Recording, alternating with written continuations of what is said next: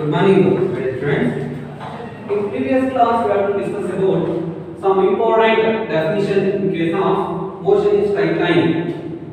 In motion in straight line, we have to discuss about what is the meaning of particle, what is the meaning of motion, what is the meaning of kinematics, kinetics, what is the definition of mechanics, and so on. Today, in this video class, I am going to explain some important definition like velocity, speed, distance, displacement, acceleration. But in class important introduction definitions start with motion in straight line. Motion in straight line. ನೋಡಿ ಈ motion is straight line chapter ಅಲ್ಲಿ ನಮಗೆ motion ಅಂತ ಏನು ಅಂತ ಹೇಳಿದೆ. What is meaning of motion ಅಂದ್ರೆ a body changes its position with respect to time is called motion. Motion ಅಂತ ಕಾನ್ಸೆಪ್ಟ್ ಹೇಳ್ತೀವಿ. ಇದಕ್ಕಿಂತಲೇ ಒಂದು ಪಾರ್ಟಿಕಲ್ ನಾವು ಪಾರ್ಟಿಕಲ್ ಅಂತ ಕನ್ಸಿಡರ್ ಮಾಡಬೇಕಾದ್ರೆ ಅದಕ್ಕೊಂದು ಕಂಡೀಷನ್ ಹೇಳಿದೆ. A body is said to be a particle if dimension is very less compared to distance it moves in the duration of time is called particle. Particle is a point of mass. The consideration ಹೇಳಿದೆ. Next ಈ motion can be classified ಅಥವಾ ಈ motion is straight line concept ಅಲ್ಲಿ mechanics ಅಂತ ಒಂದು branch ಬರುತ್ತೆ. ಆ mechanics ನ ಕ್ಲಾಸಿಫೈ into two types, ಒಂದು ಸ್ಟ್ಯಾಟಿಕ್ಸ್ ಇನ್ನೊಂದು ಡೈನಾಮಿಕ್ಸ್ ಅಂತ. ಸ್ಟ್ಯಾಟಿಕ್ಸ್ ಅಂದ್ರೆ it is a branch of physics deals with body at rest with respect to time ಅಂತ. ನೆಕ್ಸ್ಟ್ ಈ ಡೈನಾಮಿಕ್ಸ್ ಅಂದ್ರೆ it is a branch of mechanics deals with body in motion and cause of motion. Motion ಮಾಡ್ತಿರ್ಬೇಕಾದ್ರೆ ಅದರ effect ಏನೇನಾಗುತ್ತೆ motion ಬಗ್ಗೆ concept dynamics ಅನ್ನೋ branch ಅಲ್ಲಿ ನಾವು ಸ್ಟಡಿ ಮಾಡ್ತೀವಿ. Dynamics further divided into two chapter. Number 1 kinematics, number 2 kinetics. Kinematics is a branch of dynamics. It deals with motion of a body and do not take into account of cause of motion ಅಂತ define ಮಾಡಿದ್ವು. Kinetics ಅಂದ್ರೆ it is a branch of dynamics deals with cause of motion with respect to time and its state ಅಂತ ಹೇಳ್ಬಿಟ್ಟು ಅದು kinetics ಅಂತ. ಈಗ ನಾವಿಲ್ಲಿ ಈ ಕೈನೆಮ್ಯಾಟಿಕ್ಸ್ ಕಾನ್ಸೆಪ್ಟ್ ನ ನಾವು ತಗೊಂಡು ಈ motion can be classified into 3 types. 1 dimensional motion, 2 dimensional motion, 3 dimensional motion ಅಂತ. But in 1 dimensional motion it is defined as the motion of a body along straight line or motion of a body moving with respect to x coordinate compared to other 3 coordinates. ಅಂದ್ರೆ x coordinate ಅಲ್ಲಿ ಒಂದು body straight ಆಗಿ travel ಆಗ್ತಿದೆ, that will be called 1 dimensional motion. ಇದಕ್ಕೆ ಒಂದು example a car traveling along straight road. Next 2 dimensional motion.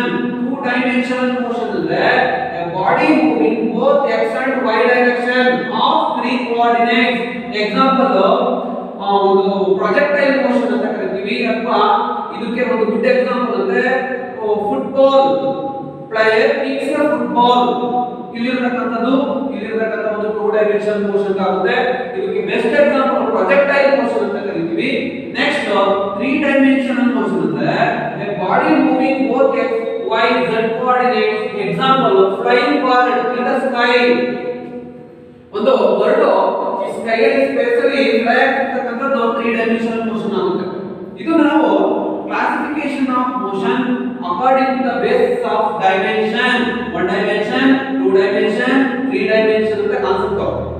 Next ಇಲ್ಲಿ ನಮಗೆ ಈ ಡೈಮೆನ್ಷನ್ ಆಯ್ತು, ಮೋಷನ್ ಆಯ್ತು, ಪಾರ್ಟಿಕಲ್ ಅಂದ್ರೆ ಏನು ಅಂತ ಆಯ್ತು. ಇಲ್ಲಿ ಒಂದು ವೆರಿ ಇಂಪಾರ್ಟೆಂಟ್ ಕಾನ್ಸೆಪ್ಟ್ ನಾವು ಡಿಫೈನ್ ಮಾಡಬೇಕು, ಡಿಸ್ಟೆನ್ಸ್ ಅಂತ.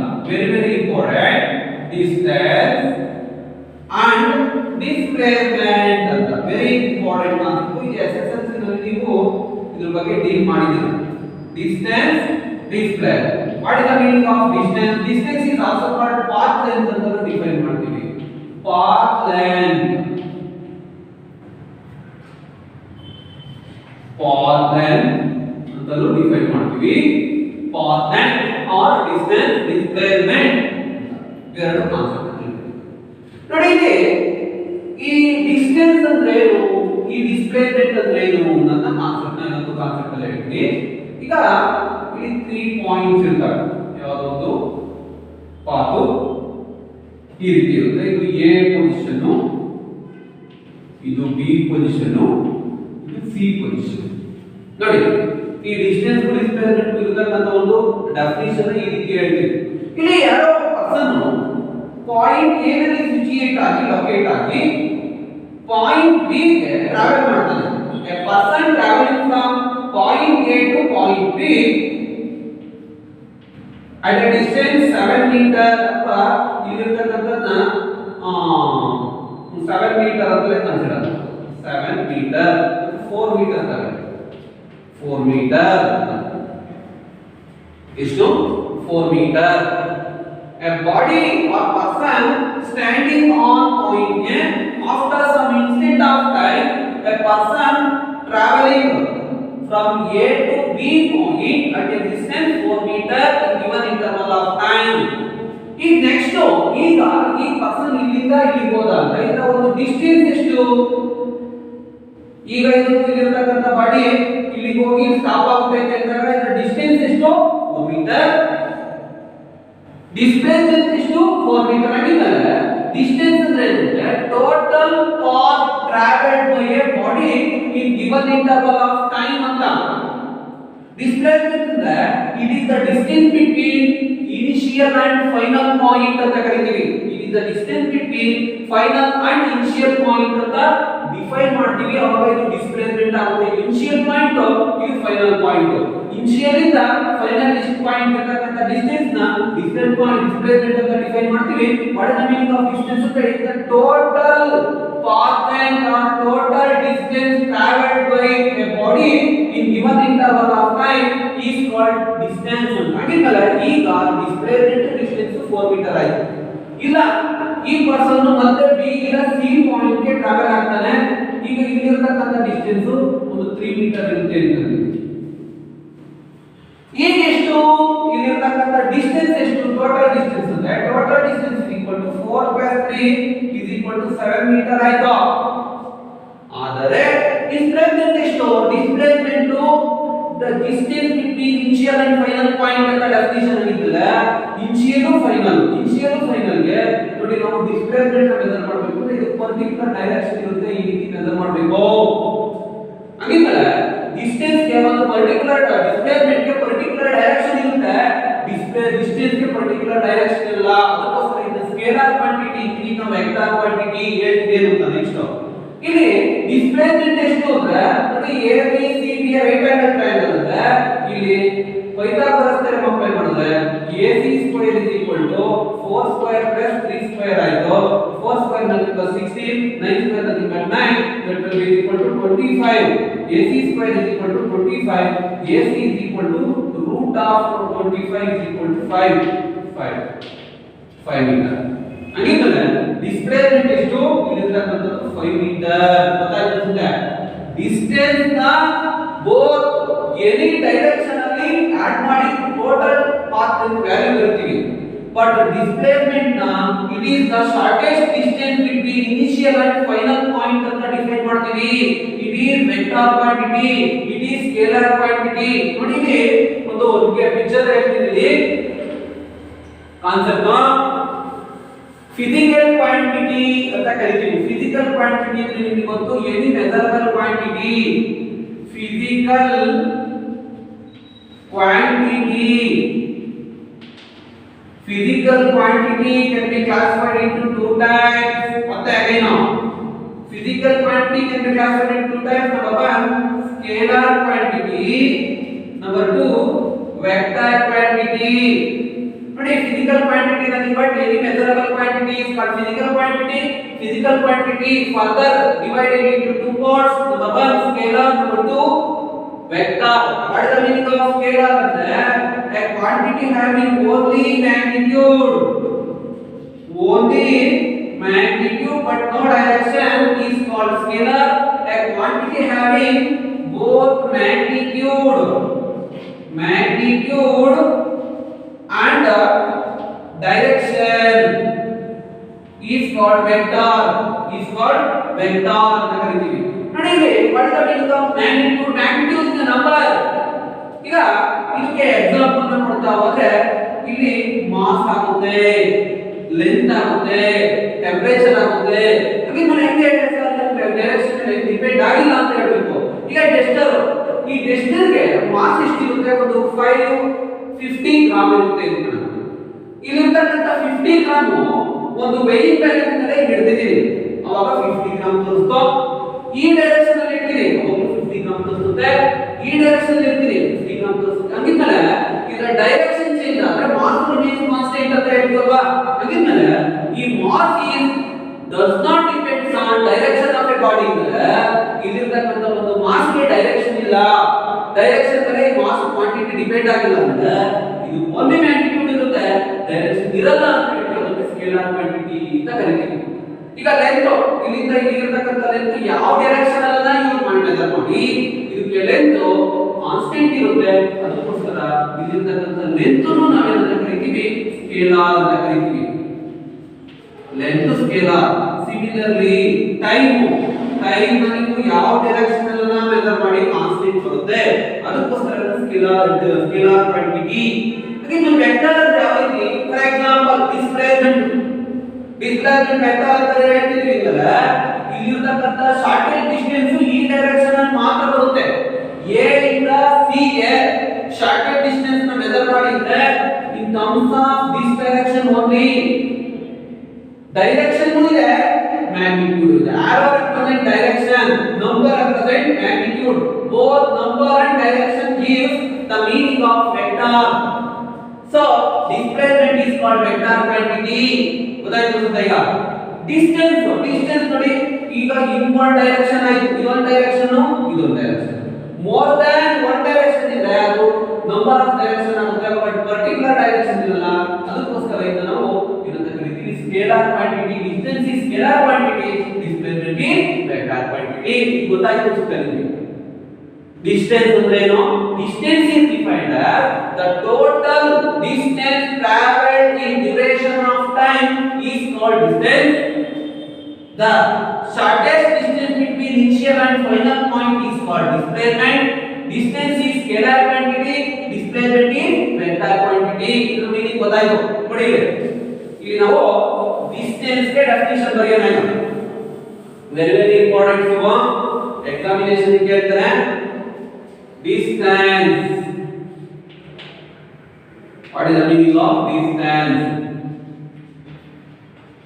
or path length or distance ಎರಡು ಒಂದೇ ಮೀನಿಂಗ್. ಏನು ಇಲ್ಲಿ ಡಿಸ್ಟೆನ್ಸ್ ಅಥವಾ path length ಅಂದ್ರೆ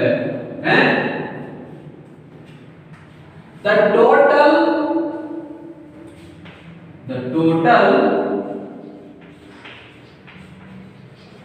distance moving ಅಥವಾ traveled ಅಥವಾ moving ಅಂತ ಕಾನ್ಸೆಪ್ಟ್ ಇರಬಹುದು. the total distance moving in a body, the total distance moving in a body in duration of time is called distance ಅಂತ ಹೇಳ್ತೀವಿ. the total distance moving or travel, the total distance traveled by a body ಅಂತ ಬೇಕಾದ್ರೂ ಹೇಳ್ಬೋದು. ಇದು moving ಇನ total distance traveled by a body is in a duration of time is called distance ಅಂತ ಹೇಳ್ತೀವಿ ಅಥವಾ path ಅಂತ ಹೇಳ್ತೀವಿ. distance measured in terms of meter, it is scalar quantity. Dimension formula m to the power of 0, n to the power of 1, t to the power of 0. ಇಷ್ಟು concept ಅನ್ನು ತಿಳ್ಕೊಂಡಿರಬೇಕು. ನೋಡಿ ಇಲ್ಲಿ ಇರತಕ್ಕಂತ ಒಂದು concept distance of body cannot be taken as 0. ನೋಡಿ ಇಲ್ಲಿ ಇರತಕ್ಕಂತ ಒಂದು ಡಿಸ್ಟೆನ್ಸ್ ಅನ್ನು ನಾವು 0 ಅಂತ ಹೇಳಕ್ಕಾಗಲ್ಲ. ನಮ್ಮದಲ್ಲಿ ಇದೊಂದು concept. The total distance traveled by a body in duration of time time is called distance. Distance measured in terms of meter. It is scalar quantity, dimensional formula. Next to displacement ಅಂದ್ರೆ what is the meaning of displacement? Displacement meaning ನೋಡಿ ಇಲ್ಲಿ ಬರ್ತೀನಿ. Displacement. Displacement is defined as the distance between the shortest distance ಅಂತ ಬೇಕಾದ್ರೆ distance between initial and final point of a body duration of time is called displacement. Displacement measured in terms of meter measure ಮಾಡ್ತೀವಿ.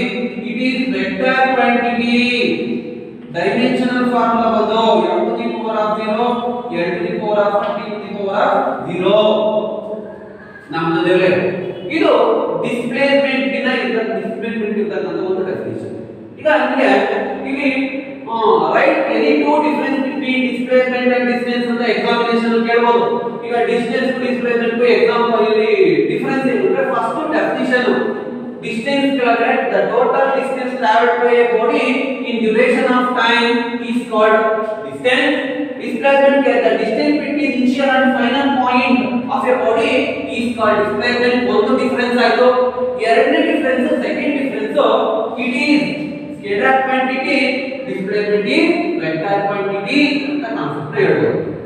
ನಾವು ಇಲ್ಲಿ distance cannot be zero. distance ಯಾವತ್ತೂ zero ಆಗಲ್ಲ. displacement can be zero ಆಗೋದು ನಮ್ಮಲ್ಲಿ ಇಲ್ಲಿರ್ತಕ್ಕಂಥ ಒಂದು idea. Next ಒಂದು ವೆರಿ ಇಂಪಾರ್ಟೆಂಟ್ ಆಸ್ಪೆಕ್ಟ್ ಡಿಸ್ಟೆನ್ಸ್ ಮತ್ತೆ ಡಿಸ್ಪ್ಲೇಸ್ಮೆಂಟ್ ಫಂಕ್ಷನ್ ಯೂಸ್ ಮಾಡ್ಕೊಂಡು ಎರಡು ಟರ್ಮಿನಾಲಜಿನ ಡಿಫೈನ್ ಮಾಡ್ತೀವಿ. That will be called speed and velocity. First speed ಅನ್ನೋದು speed and velocity. Speed and velocity ಅಂತ ಡಿಫೈನ್ ಮಾಡ್ತೀವಿ. ಇಲ್ಲಿ ಈ ಸ್ಪೀಡ್ ಅಂದ್ರೆ ಏನು? ಸ್ಪೀಡ್ ಅಂದ್ರೆ it is the function of distance ಅಂತ, velocity is the function of displacement. ಹಾಗಿದ್ದರೆ ಸ್ಪೀಡ್ ನ ಡಿಫೈನ್ ಮಾಡಿದ್ರೆ ಏನಾಗುತ್ತೆ? Speed nothing but distance traveled by a body in given interval of time is called speed. Rate of change of distance is called speed ಅಂತ ಕರೀತೀವಿ. ನಮ್ಮಲ್ಲಿ speed ಇರತಕ್ಕಂತ definition rate of change of distance is called speed ಅಂತ ಕರೀತೀವಿ. ಈ speed ನ ನಾವು define ಮಾಡಬೇಕು ಅಂದ್ರೆ ನಮ್ಮಲ್ಲಿ ಇರಬೇಕು. ಸ್ಪೀಡ್ ನ ನಾವು ಡಿಫೈನ್ ಮಾಡಬೇಕು ಅಂದ್ರೆ rate of change of distance ಅಂತ ಕನ್ಸಿಡರ್ ಮಾಡ್ತೀವಿ. ಅದೇ ತರ velocity is equal to displacement by time. displacement by time ನೋಡಿ ಇಲ್ಲಿ ಸ್ಪೀಡ್ ಗೂ ವೆಲಾಸಿಟಿ ಇರತಕ್ಕಂತ definition rate of change of displacement is called velocity. Rate of change of distance is called speed. It is measured in terms of meter per second. Unit ಹೇಳಿದೀನಿ derive unit. Distance ಗೆ metre, time ಗೆ second, second ಮೇಲೆ ಹೋದ್ರೆ metre per second. ಈ ರೀತಿ distance expressed in terms of meter, time expressed in terms of second is equal to meter ಏನಿಲ್ಲ ಅಂದ್ರೆ power ಒಂದಿರುತ್ತೆ meter per second. Similarly, velocity can be expressed in terms of meter, displacement ke meter, time ke second, that will be equal to meter per second. ಇವೆರಡಕ್ಕೂ meter per second unit. Next, dimensional formula ಬಂದು same m to the power of 0, l to the power of 1, t to the power of -1. previous units and dimensions chapter ಅಲ್ಲಿ dimensional formula ಯಾವ ರೀತಿ ಬರೆಯೋದು ಅಂತ ಹೇಳ್ಕೊಟ್ಟಿದ್ದೀನಿ.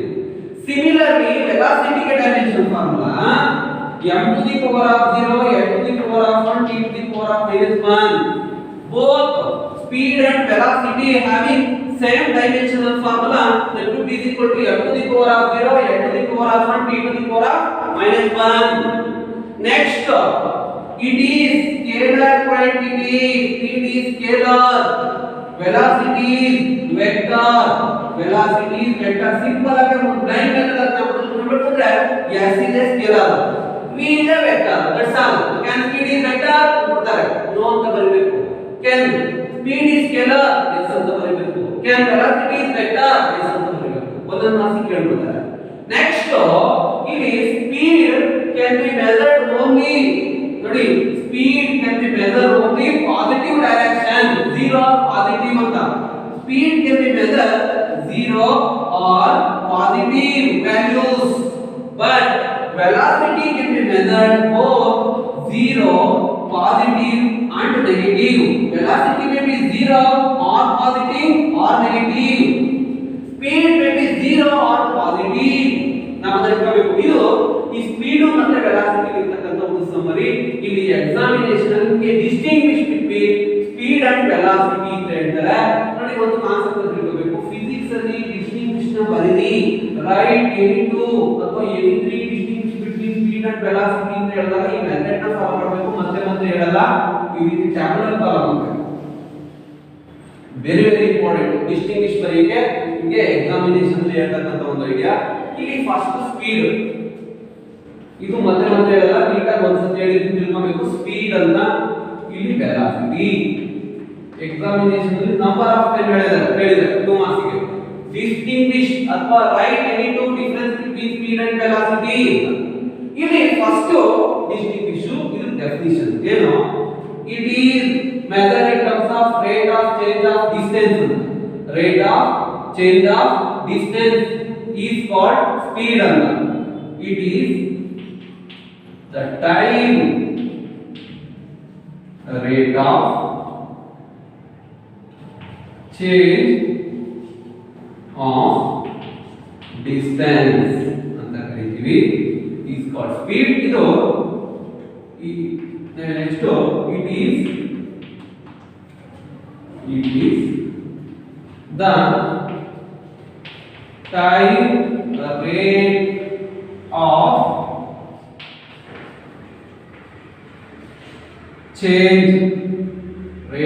change of displacement. ಇದು ಒಂದು difference. Next second one, it is scalar quantity. ಇಲ್ಲಿ it is vector quantity. ಇಲ್ಲಿ third one, it may be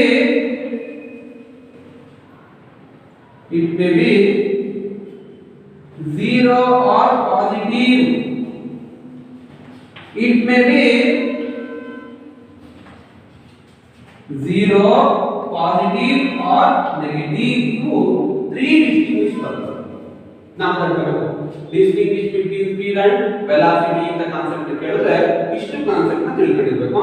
ನೋಡಿ, ಈ ಸ್ಪೀಡ್ ಮತ್ತೆ ವೆಲಾಸಿಟಿ ಇರತಕ್ಕಂತ ಒಂದು ಡಿಸ್ಟಿಂಗ್ವಿಶ್ ನ ನೀವು ರೆಪ್ರೆಸೆಂಟ್ ಮಾಡಬೇಕಾದ್ರೆ ಈ ರೀತಿನೇ ಇರಬೇಕು.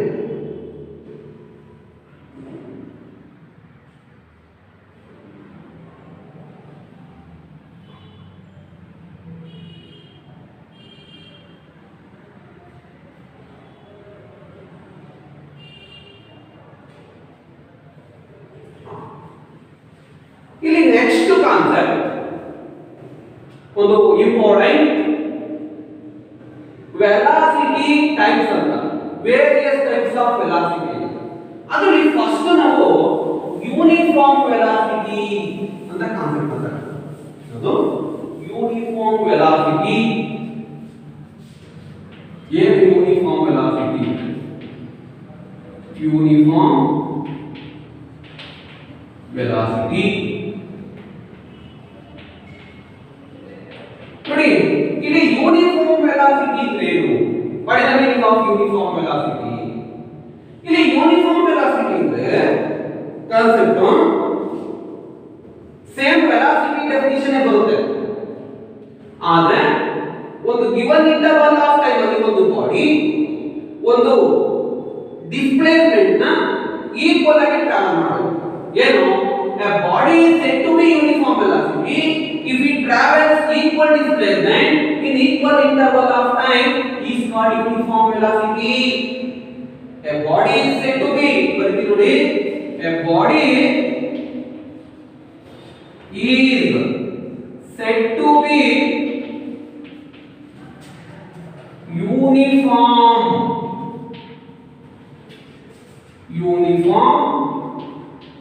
velocity if it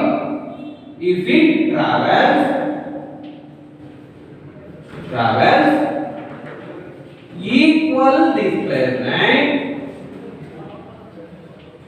equal displacement in equal interval of time, in equal interval of time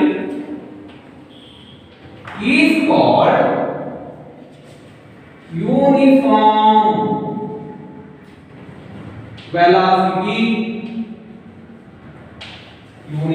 velocity. ಇದನ್ನ ನಾವು ಡಿಫೈನ್ ಮಾಡ್ತಕ್ಕಂಥದ್ದು. A body is said to be uniform velocity if it travels equal displacement in equal interval of time is called uniform velocity ಅಂತ define ಮಾಡ್ತೀವಿ.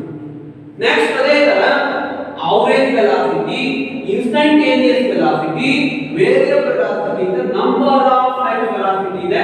ಅದನ್ನ next class ಅಲ್ಲಿ study ಮಾಡೋಣ. ಇಲ್ಲಿಗೆ video class ನ ಸ್ಟಾಪ್ ಮಾಡೋಣ. That's all. ಇಷ್ಟು next class ಅಲ್ಲಿ ಕಂಟಿನ್ಯೂ. That's all.